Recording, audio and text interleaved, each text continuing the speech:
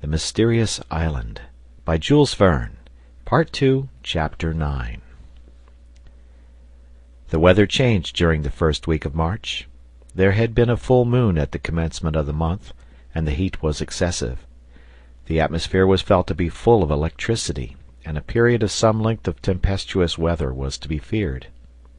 Indeed, on the 2nd, peals of thunder were heard, the wind blew from the east, and hail rattled against the façade of Granite House like volleys of grape-shot. The door and windows were immediately closed, or everything in the rooms would have been drenched. On seeing these hailstones, some of which were the size of a pigeon's egg, Pencroft's first thought was that his cornfield was in serious danger. He directly rushed to his field, where little green heads were already appearing, and by means of a great cloth he managed to protect his crop. This bad weather lasted a week, during which time the thunder rolled without cessation in the depths of the sky. The colonists, not having any pressing work out of doors, profited by the bad weather to work at the interior of Granite House, the arrangement of which was becoming more complete from day to day. The engineer made a turning lathe, with which he turned several articles both for the toilet and the kitchen, particularly buttons, the want of which was greatly felt. A gun rack had been made for the firearms, which were kept with extreme care, and neither tables nor cupboards were left incomplete. They sawed, they planed, they filed, they turned, and during the whole of this bad season nothing was heard but the grinding of tools or the humming of the turning lathe which responded to the growling of the thunder. Master Jup had not been forgotten, and he occupied a room at the back, near the storeroom, a sort of cabin with a cot always full of good litter, which perfectly suited his taste. "With good old Jup there is never any quarreling," often repeated Pencroft. "Never any improper reply. What a servant, Neb! What a servant!" Of course, Jup was now well used to service. He brushed their clothes, he turned the spit, he waited at table, he swept the rooms, he gathered wood, and he performed another admirable piece of service which delighted Pencroft. He never went to sleep without first coming to tuck up the worthy sailor in his bed. As to the health of the members of the colony, bipeds or bimana, quadrumana or quadrupeds, it left nothing to be desired. With their life in the open air, on this salubrious soil, under that temperate zone, working both with head and hands, they could not suppose that illness would ever attack them. All were indeed wonderfully well. Herbert had already grown 2 inches in the year.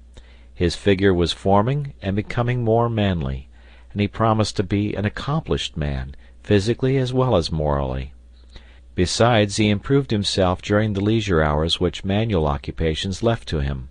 He read the books found in the case, and after the practical lessons which were taught by the very necessity of their position, he found in the engineer for science and the reporter for languages masters who were delighted to complete his education.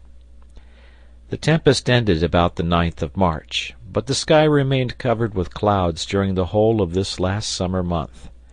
The atmosphere, violently agitated by the electric commotions, could not recover its former purity, and there was almost invariably rain and fog, except for 3 or 4 fine days on which several excursions were made. About this time the female onager gave birth to a young one which belonged to the same sex as its mother, and which throve capitally.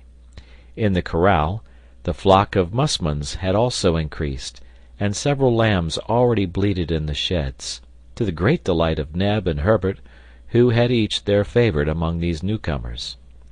An attempt was also made for the domestication of the peccaries, which succeeded well. A sty was constructed under the poultry yard, and soon contained several young ones in the way to become civilized, that is to say, to become fat under Neb's care. Master Jup, entrusted with carrying them their daily nourishment, leavings from the kitchen, etc., acquitted himself conscientiously of his task. He sometimes amused himself at the expense of his little pensioners by tweaking their tails, but this was mischief and not wickedness, for these little twisted tails amused him like a plaything, and his instinct was that of a child. One day in this month of March, Pencroft, talking to the engineer, reminded Cyrus Harding of a promise which the latter had not as yet had time to fulfill. "You once spoke of an apparatus which would take the place of the long ladders at Granite House, Captain," said he. "Won't you make it some day?" "Nothing will be easier. But is this a really useful thing?" "Certainly, Captain. After we have given ourselves necessaries, let us think a little of luxury. For us it may be luxury, if you like, but for things it is necessary. It isn't very convenient to climb up a long ladder when one is heavily loaded." "Well, Pencroft, we will try to please you," replied Cyrus Harding. "But you have no machine at your disposal." "We will make one." "A steam machine?" "No, a water machine." And indeed, to work his apparatus there was already a natural force at the disposal of the engineer, which could be used without great difficulty. For this, it was enough to augment the flow of the little stream which supplied the interior of Granite House with water. The opening among the stones and grass was then increased, thus producing a strong fall at the bottom of the passage, the overflow from which escaped by the inner well. Below this fall the engineer fixed a cylinder with paddles, which was joined on the exterior with a strong cable rolled on a wheel supporting a basket. In this way, by means of a long rope reaching to the ground, which enabled them to regulate the motive power, they could rise in the basket to the door of Granite House. It was on the 17th of March that the lift acted for the first time and gave universal satisfaction. Henceforward all the loads, wood, coal, provisions, and even the settlers themselves, were hoisted by this simple system, which replaced the primitive ladder, and, as may be supposed, no one thought of regretting the change. Top particularly was enchanted with this improvement, for he had not and never could have possessed Master Jup's skill in climbing ladders, and often it was on Neb's back, or even on that of the orang, that he had been obliged to make the ascent to Granite House. About this time, too, Cyrus Harding attempted to manufacture glass, and he at first put the old pottery kiln to this new use. There were some difficulties to be encountered, but, after several fruitless attempts, he succeeded in getting up a glass manufactory, which Gideon Spilett and Herbert, his usual assistants, did not leave for several days. As to the substances used in the composition of glass, they are simply sand, chalk, and soda, either carbonate or sulphate. Now the beach supplied sand, lime supplied chalk, seaweeds supplied soda, pyrites supplied sulphuric acid, and the ground supplied coal to heat the kiln to the wished-for temperature. Cyrus Harding thus soon had everything ready for setting to work. The tool, the manufacture of which presented the most difficulty, was the pipe of the glass-maker, an iron tube 5 or 6 feet long, which collects on one end the material in a state of fusion. But by means of a long, thin piece of iron rolled up like the barrel of a gun, Pencroft succeeded in making a tube soon ready for use. On the 28th of March the tube was heated. 100 parts of sand, 35 of chalk, 40 of sulphate of soda, mixed with 2 or 3 parts of powdered coal, composed the substance, which was placed in crucibles. When the high temperature of the oven had reduced it to a liquid, or rather a pasty state, Cyrus Harding collected with the tube a quantity of the paste. He turned it about on a metal plate, previously arranged, so as to give it a form suitable for blowing. Then he passed the tube to Herbert, telling him to blow at the other extremity. And Herbert, swelling out his cheeks, blew so much and so well into the tube, taking care to twirl it round at the same time, that his breath dilated the glassy mass. Other quantities of the substance in a state of fusion were added to the first, and in a short time the result was a bubble which measured a foot in diameter. Harding then took the tube out of Herbert's hands, and giving it a pendulous motion, he ended by lengthening the malleable bubble so as to give it a cylindro-conic shape. The blowing operation had given a cylinder of glass terminated by two hemispheric caps, which were easily detached by means of a sharp iron dipped in cold water.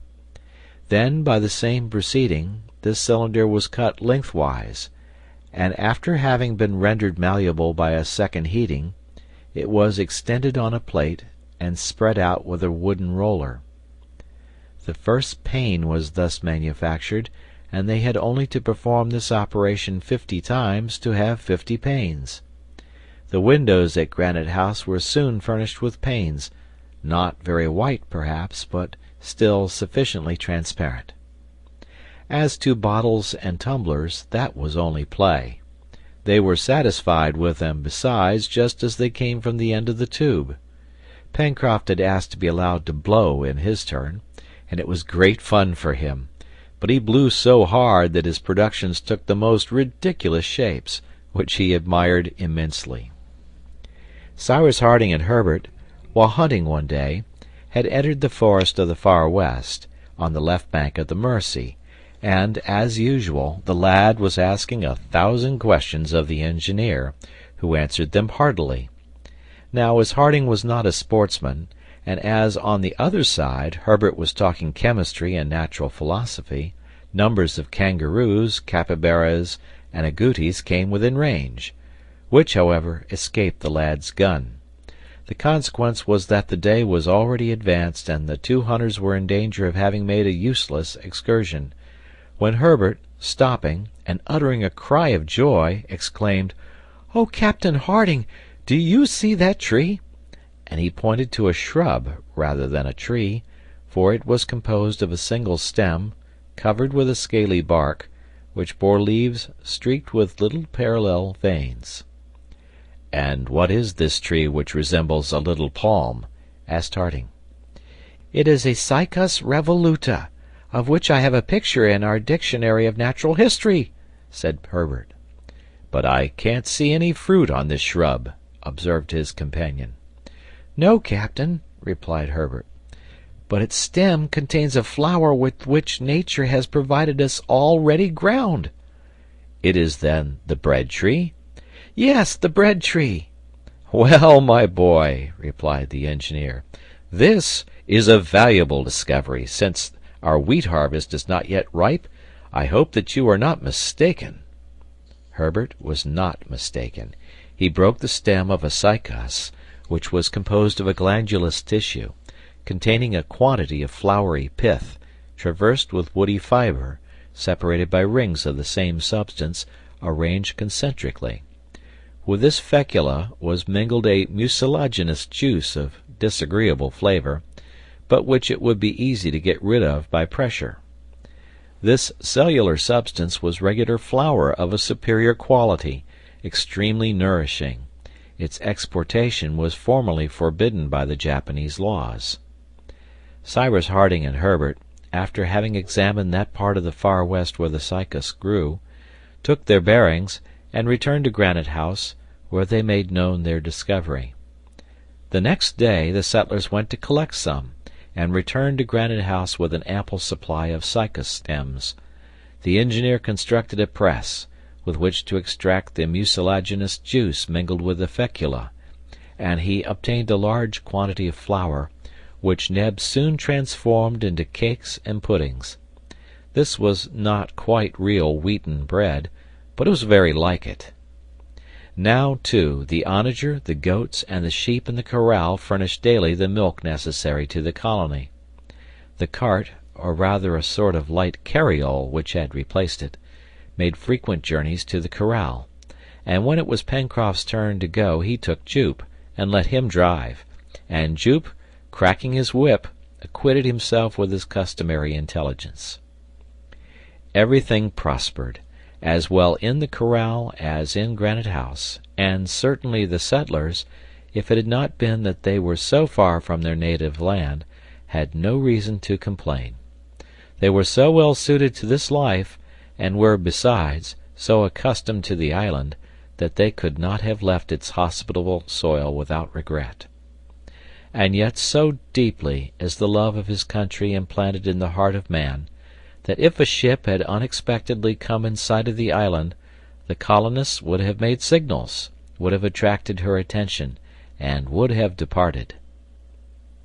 It was the 1st of April, a Sunday, Easter Day, which Harding and his companions sanctified by rest and prayer. The day was fine, such as an October day in the northern hemisphere might be.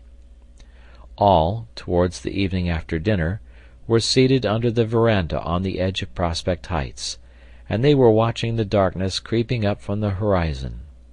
Some cups of the infusion of elderberries, which took the place of coffee, had been served by Neb. They were speaking of the island and of its isolated situation in the Pacific, which led Gideon Spilett to say, "My dear Cyrus, have you ever, since you possess the sextant found in the case, again taken the position of our island?" "No," replied the engineer.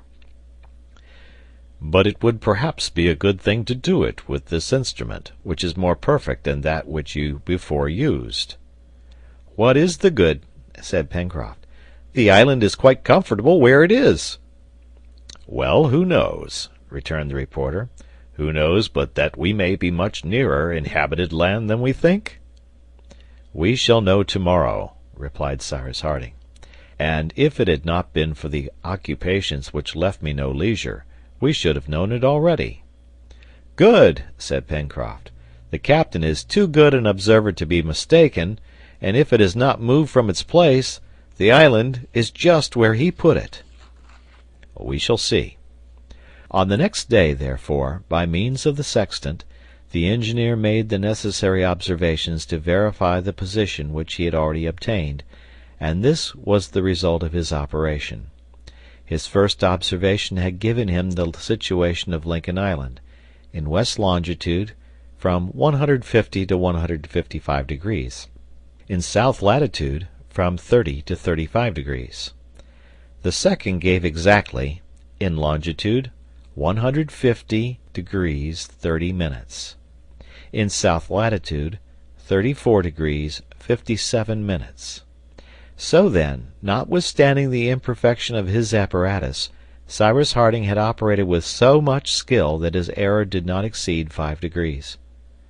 "Now," said Gideon Spilett, "since we possess an atlas as well as a sextant, let us see, my dear Cyrus, the exact position which Lincoln Island occupies in the Pacific." Herbert fetched the atlas, and the map of the Pacific was opened, and the engineer, compass in hand, prepared to determine their position. Suddenly the compasses stopped, and he exclaimed, "But an island exists in this part of the Pacific already." "An island?" cried Pencroft. "Tabor Island." "An important island?" "No, an islet lost in the Pacific, and which perhaps has never been visited." "Well, we will visit it," said Pencroft. "We?" "Yes, captain. We will build a decked boat, and I will undertake to steer her. At what distance are we from this Tabor Island?" "About 150 miles to the northeast," replied Harding. 150 miles! And what's that?" returned Pencroft. "In 48 hours, with a good wind, we should sight it." And, on this reply, it was decided that a vessel should be constructed in time to be launched towards the month of next October, on the return of the fine season. End of chapter.